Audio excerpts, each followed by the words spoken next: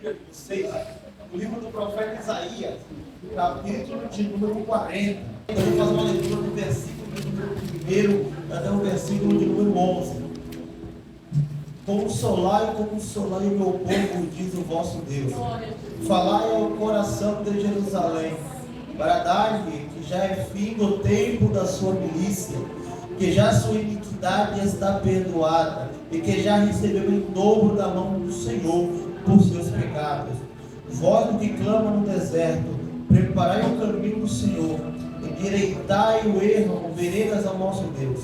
Todo vale será aterrado e nivelado, todos os montes e outeiros, e o que é tortuoso será retificado, e os lugares escabrosos aplanados. A glória do Senhor se manifestará, e toda a carne haverá, pois a boca do Senhor disse.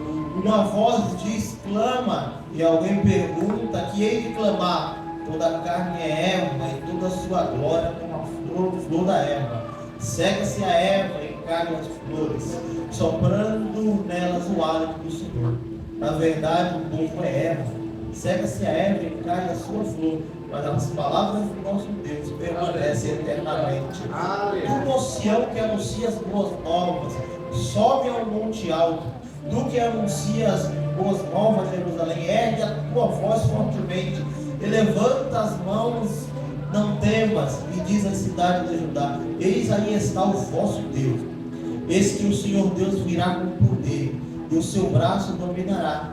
Eis que o seu galardão está comigo, e diante dele a sua recompensa. Como o pastor apacentará o seu rebanho, e entre os seus braços recolherá os cordeirinhos, e os levará no seio. As que amamentam, ele guiará mansamente. Amém. Meus irmãos, se a gente fazer uma leitura rápida desse texto assim por cima, nos versículos finais a gente percebe que parece que Isaías ele está descrevendo uma profecia sobre a volta do Senhor Jesus Cristo aqui na terra. E é por isso que muitos chamam o livro do profeta Isaías de livro messiânico lá do Antigo Testamento, porque traz algumas referências que parecem indicar a volta do Senhor Jesus Cristo. Só que o contexto imediato desse texto está relacionado com as pessoas que viviam lá na Babilônia. O livro do profeta Isaías, a gente pode dividir ele em duas partes. Do capítulo de número 1 até o capítulo de número 39, Isaías ele vai trazer uma série de advertências para o povo de Israel, para que eles se arrependessem dos seus pecados, ou senão eles iriam parar lá na Babilônia. Ou seja, Isaías profetizava sobre o perigo iminente que estava prestes a vir o castigo sobre aquela nação. E do capítulo de número 40 até o capítulo de número 66, Isaías agora não está mais vivo nesse contexto, porque Deus deu para ele uma visão que iria acontecer mais de 100 anos depois. O versículo de número 1 desse capítulo 40 inicia-se agora uma fase aonde parece que o povo de Israel, eles já tinham sido levados para o cativeiro. O capítulo 40 fala de um povo, como a gente vê, que parece que está aflito, um povo que está desolado, um povo que está sofrendo. Ou seja, no capítulo 1 até o 39 foi advertências, coisas que iriam se cumprir lá na frente. Só que agora Deus revela para Isaías o que já iria acontecer depois que ele morresse. E isso era que o povo iria ser levado cativo para a Babilônia. Chegando lá, esse povo ele iria sofrer, ia passar perseguição, iriam ali adorar outros deuses, muitos iriam perder a sua fé. O cenário, irmão, desse capítulo 40 é de um povo completamente desanimado, é de um povo triste porque perderam os seus parentes, perderam o templo aonde eles colocavam muita fé naquele tempo, dizendo não, que nada vai nos acontecer. Uma das maiores coisas deles não acreditar que a Babilônia iria invadir a cidade, iria destruir tudo, era porque lá estava o templo que Salomão construiu. E eles falavam: não, uma vez que o templo está aqui, a presença de Deus também está. Uma vez Deus estando aqui, nada pode destruir essa cidade. Só que o templo estava lá, mas a presença de Deus não estava. Por causa dos seus pecados, isso fez uma separação. Isaías, ele entendeu e escreveu no capítulo 6: os nossos muitos pecados é o que fazem separação de nós e o nosso Deus. Eles não estavam enxergando isso, e estavam enxergando apenas a beleza daquele templo, só que a presença de Deus não estava mais na cidade. E aí é então que Elias perde o Nabucodonosor, invade a Babilônia, leva cativo, como a gente viu no livro do profeta Daniel, leva cativos as melhores pessoas daquela época, queriam servir para o trabalho na Babilônia, e aqueles demais desamparados acabam ficando na cidade. Jeremias, quando ele escreve o livro de Lamentações, ele vai descrever esse cenário caótico que ficou a cidade, onde as mães tinham que comer os seus próprios filhos para não morrerem de fome, onde a situação era precária por causa do cerco. E aí então a gente imagina como um povo que um dia tinha tudo, agora eles não têm mais nada, agora não fica mais nada e tem que passar por tudo isso. Quando eles ficam no cativeiro, eles ficam 70 anos lá, e 70 anos é muito tempo para mudar a nossa mente, o nosso pensamento. Aleluia. As pessoas, após ver que tinham perdido, que Deus tinha permitido que eles fossem para a Babilônia, muitos abandonaram a sua fé em Deus e começaram a servir os deuses da Babilônia.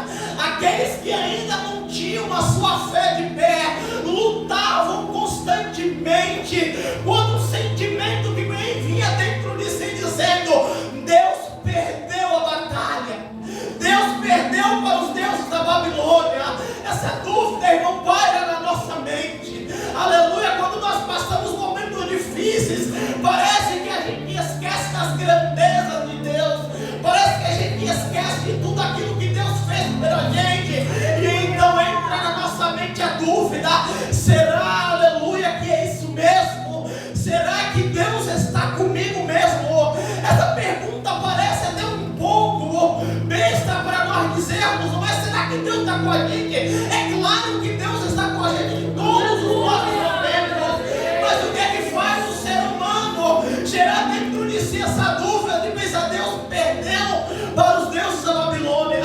Será que Deus ainda está comigo? Será que eu estou fazendo a coisa certa? Essas perguntas muitas das vezes nos deixam, aleluia, podemos de cabeça em pé e sem saber o que fazer, e isso consome a nossa energia, consome os nossos pensamentos, e a gente muitas das vezes não sabe mais em o que acreditar, aleluia, por causa dessas aflições, por causa dessas dificuldades que vêm, aleluia, acabam colocando dentro da nossa mente muitas dúvidas. E era isso que estava acontecendo com esse povo lá no capítulo de número 40. Era isso que Deus estava enxergando. Passados cerca de 70 anos, muitos já se esqueciam da promessa. Será, irmão Elivelto, que muitos já tinham se esquecido? Meus irmãos, nós temos uma promessa do arrebatamento da igreja, e tem crentes, aleluia, que já se esqueceram disso. Muitos que nem acreditam que Jesus vai vir ou não. Se você perguntar quem quer ser arrebatado, mas tem pessoas que dizem que não quer que Jesus venha agora, porque precisa terminar uma faculdade, porque quer casar primeiro. Então coisas como essas a gente acha que é merda, mas acontecem no nosso meio.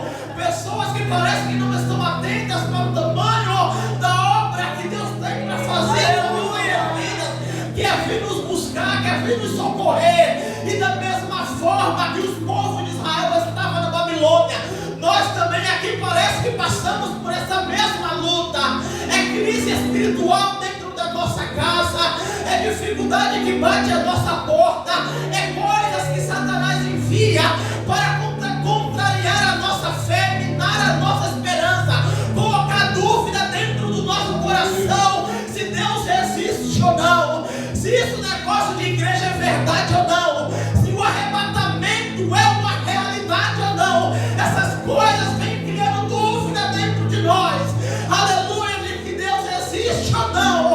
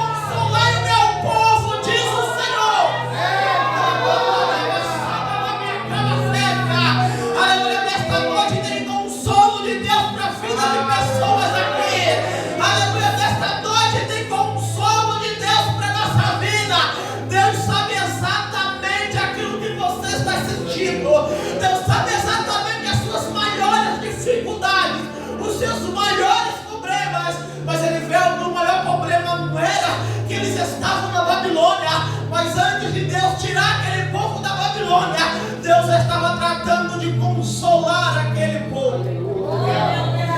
E Ele fala: falai ao coração de Jerusalém. Aleluia. Só Deus sabe falar aos nossos corações. Aleluia. Só Deus sabe, aleluia, o que é isso. Falar ao coração, meus irmãos, é quando uma pessoa está passando por um problema muito difícil. Por exemplo, quando Jacó morre lá no Egito, os seus filhos ficam desesperados. Desesperados por quê? Porque a gente sabe que eles venderam a José. E eles acreditavam que José não tinha feito nada com eles ainda. Era porque o seu pai estava vivo. Quando Jacó morre, eles entram em desespero e começam a criar dúvidas. E agora? Nosso pai morreu. Agora ele pode fazer com a gente aquilo que ele quiser. Aleluia. Mas José chega para eles e consola eles naquele momento. Ele fala: não se preocupe, vocês podem ficar aqui. E a Bíblia diz que José falou ao coração daquele povo. Falar ao coração das nossas maiores dificuldades da nossa vida, os nossos maiores problemas. E só Deus sabe que antes de fazer uma coisa externa, Ele precisa transformar o nosso dentro. Por isso que Ele precisava que essa profecia fosse falada aos corações daquele povo, para que viesse trazer uma mudança dentro de nós, para que quando a gente viesse ser transformado, é primeiro por dentro. Isso porque no Novo Testamento, no capítulo 2 do livro de Marcos, Jesus ele vai fazer uma coisa que vai na contramão daquilo que a gente imagina. Porque se a gente for ler o texto, Jesus está dentro de uma casa e 4 homens trazem um homem paralítico e deitam ele e jogam ele por cima do telhado para onde Jesus estava.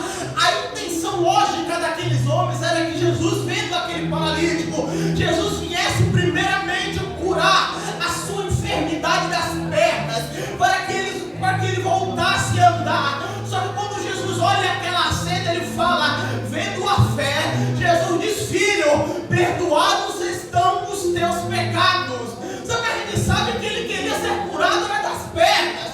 Era primeiramente das pernas que ele queria ser curado. Mas primeiramente, antes de curar a sua deficiência, Jesus queria curar algo, meus irmãos, muito mais importante. E quando muitos viram que o maior problema daquele homem era só as suas pernas que não andavam, e quando muitos enxergavam e viam que a sua paralisia era só aquelas pernas que estavam atrapalhando, Jesus foi muito mais além do que todo mundo. E ele enxergou algo dentro dele que era talvez pior do que aquela paralisia, que era perdoar os seus muitos pecados. A maior coisa que Jesus já fez por nós foi perdoar os nossos pecados. E eu, meus irmãos, eu glorifico a Deus de pé todos os dias, porque eu não era digno de tudo isso, mas mesmo assim Ele olhou para mim e antes de fazer qualquer coisa que eu pudesse imaginar, primeiramente Ele desceu lá dentro do meu coração, perdoou os meus pecados, aleluia, e fez algo que ninguém poderia fazer, que era falar ao meu coração lá dentro coisas que só eu poderia imaginar lá embaixo. Aleluia. Tem pessoas aqui que estão igual esse paralítico, sem andar, não andam muito bem, correm muito bem, têm muita força e vigor, mas dentro está paralisado espiritualmente, dentro está desanimado, dentro está triste e ninguém está conseguindo enxergar. Mas nesta noite Deus brada neste lugar e Ele diz: eu estou enxergando o que está passando dentro do teu coração, eu estou enxergando o que você está sofrendo, e nesta noite Deus vai curar paralisias espiritual neste lugar. Nesta noite você que chegou aqui se arrastando espiritualmente, você que só veio dizendo eu só estou pela fé, nesta noite é noite de Deus curar paralisia espiritual neste lugar.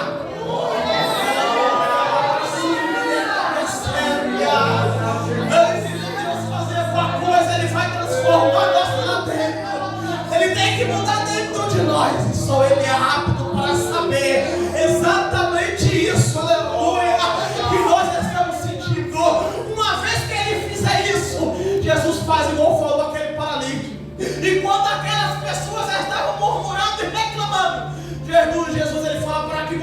saiba que o Filho do Homem tem poder na terra para perdoar pecados. Eu digo a esse paralítico: levanta, toma a tua cama e anda. E aquele homem rapidamente, irmão, levanta. E ele agora levanta transformado, tanto por dentro e tanto por fora. A obra é feita completa. E hoje Deus vai completar a obra aqui nesta noite. Hoje tem pessoas que têm que ser transformadas por dentro e também por fora. Mas aquele que é digno de fazer essas coisas, ele está aqui nesta noite. Aquele que pode compreender os seus corações, aquele que pode compreender os seus pensamentos, ele se faz presente neste lugar. Aleluia, lava sua e me declara serva na minha. Ele me decora, né, pessoa? Ele me declara, como é bom sentir a presença desse Deus. Como é bom saber que tudo parte exclusivamente dele. E que nós que estamos aqui não temos mérito nenhum.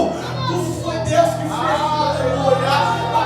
Perdoou pecados, parte dele. Aleluia. Curar os nossos casos, parte dele. Nós não temos mérito nenhum. Mas que toda honra e toda glória seja ao nosso Deus. Aleluia. Deus continua falando para Isaías. Ele fala: voto que clama no deserto. Preparai o caminho para o Senhor, endireitai as veredas e vermos para o nosso Deus. Aleluia. Quando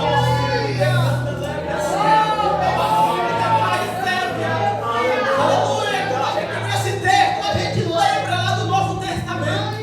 Tanto Marcos, Mateus e Lucas, aleluia, falam de João Batista, que era a voz que clamava no deserto.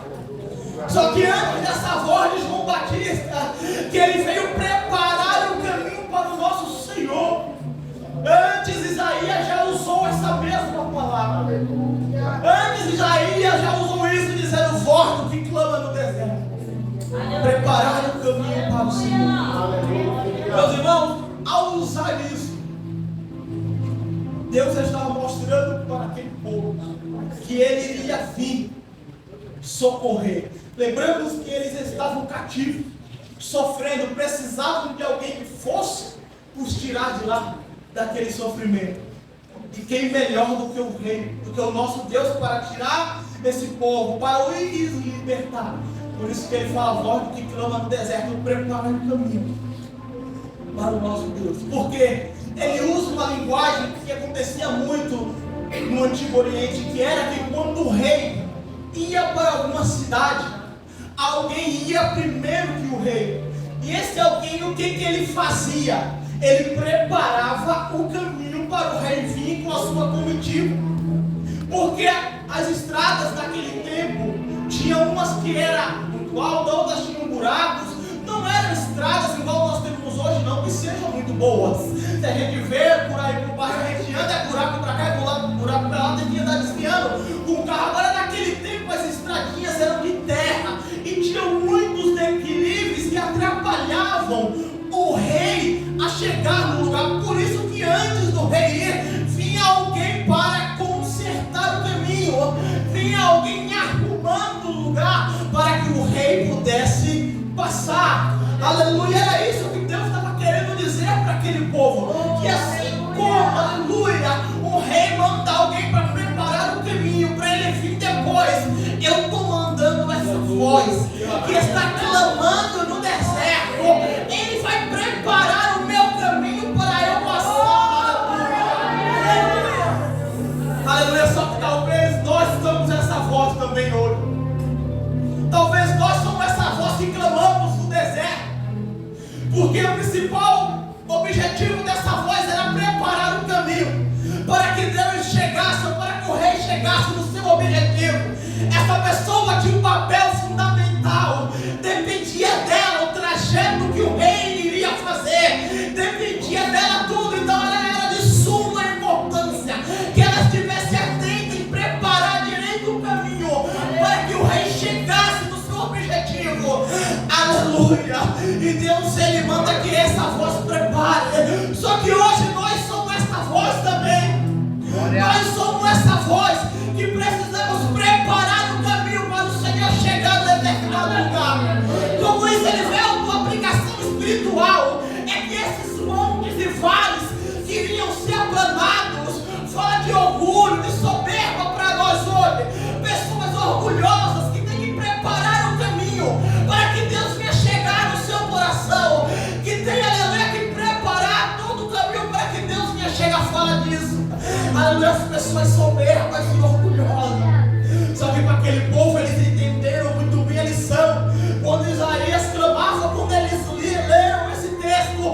eles entenderam, por mais que a dificuldade esteja grande, o nosso rei, ele vem. O nosso rei, ele vem aqui nesse lugar.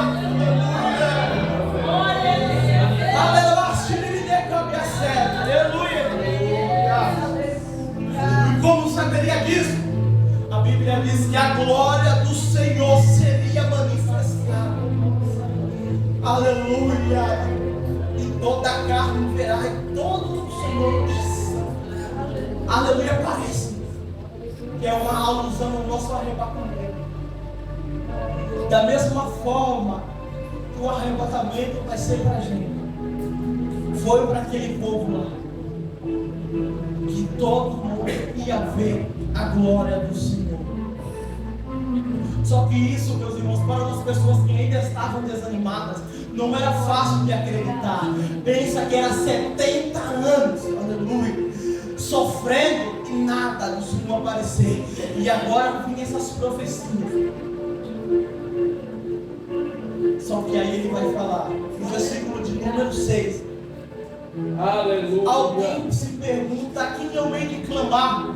Isso chega a ser uma pergunta retórica, porque o povo poderia se perguntar diante de tudo isso: se o Senhor está mandando nos consolar, o nosso rei vai vir, mas a quem nós temos que clamar para ele vir? A quem nós temos que clamar para esse homem vir? Aleluia! A quem nós temos que clamar? Aleluia! Talvez a pergunta seja para ele hoje, meus irmãos. Muitos se perguntam a quem nós devemos clamar. Aleluia! Tira essa dúvida da sua. Tira essa dúvida da sua cabeça a quem você deve clamar. Nós só devemos adorar a um. Aleluia! Que é o nosso Deus. Esse povo precisava, aleluia, ser socorrido. E por mais que as palavras, aleluia, dessa profecia impactassem, ainda gerava dúvida dentro deles, e eles se questionavam: a quem eu hei de clamar? A partir de agora, Deus ele vai trazer uma ilustração de uma flor, dizendo que todo homem é como uma erva, e como a flor da erva. Isso fala de fragilidade, e às vezes Deus usava isso para dar lições, aleluia, no ser humano, mostrando a nossa fragilidade. Gente, nós somos assim exatamente como uma erva que é fraca, que pode nascer hoje, mas amanhã já não pode mais existir, por causa do calor escaldante, pode destruir essa planta. Então ela é frágil, ela é fraca, mas ao ir em contraste com tudo isso, Deus ele termina dizendo: enquanto o homem é fraco, enquanto o homem é como a flor da erva, a palavra do Senhor permanece para sempre. E a palavra dele permaneceria para sempre. E para pessoas que estão passando por lutas e dificuldades, tem que saber que realmente a palavra do Senhor ela permanece para sempre. Aqui temos que ter confiança nesta palavra. E isso porque ele continua: ó Sião, tu que prega as boas novas, anuncia no monte alto. Tu que anuncias novas a Jerusalém, ergue a tua voz firmemente. Aleluia. E levanta a mão e diz: não tem, mas aí vem o seu Deus. Aleluia. Aleluia. Isso fala para aquelas pessoas que ainda eram crentes. Aleluia. Que ainda guardaram a sua fé lá na Babilônia. Essas pessoas elas estavam anunciando, tinha a missão de anunciar essas boas novas para aquele povo. Daquele povo desanimado e triste. Talvez as pessoas se perguntavam: como é que eu vou pregar para essa gente? Um povo desanimado que não acredita mais em nada, Senhor. E Deus fala: olha, tu que anuncias boas novas, ergue essa tua voz. Tu que prega as boas novas a Jerusalém, fala firmemente, anuncia. Aí vem o seu Deus.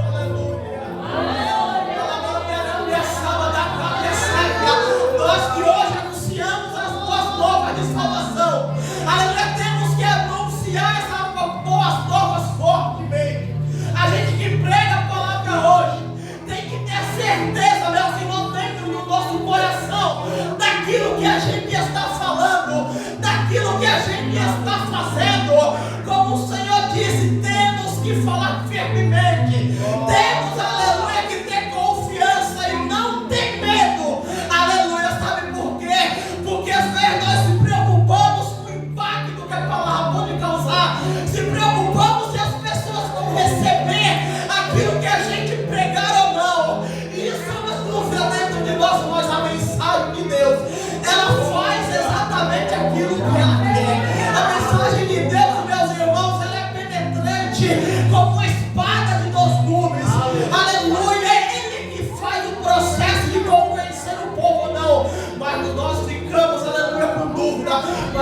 Senhor fala que pregue firmemente, pregue a palavra do Senhor e anuncie as boas novas. Ele vai terminar nos dois versículos finais, dizendo: eis que o Senhor Deus virá com poder, e o seu braço dominará, e eis que o seu galardão está com ele, e diante dele a sua recompensa. Ele vem como um pastor para apacentar os seus rebanhos, os seus braços estão abertos, e ele recolherá os cordeiros e os levará nos seios que amamentam, ele guiará elas mansamente.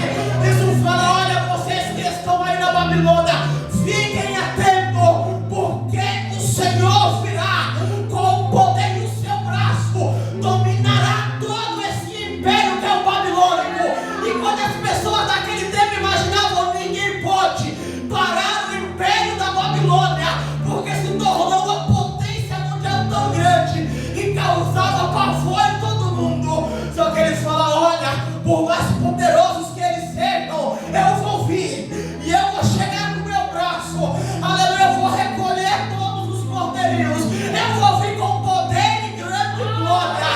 Aleluia, meus irmãos, essa profecia, como a gente costuma dizer, em um contexto imediato, era para aquele povo lá que estava sofrendo, de que Deus iria invadir a Babilônia, iria libertar aquele povo, iria levar eles de volta para a sua cidade, que era Jerusalém. Essa era o contexto. Então a mensagem que o autor queria dizer é uma mensagem de confiança para aquele povo.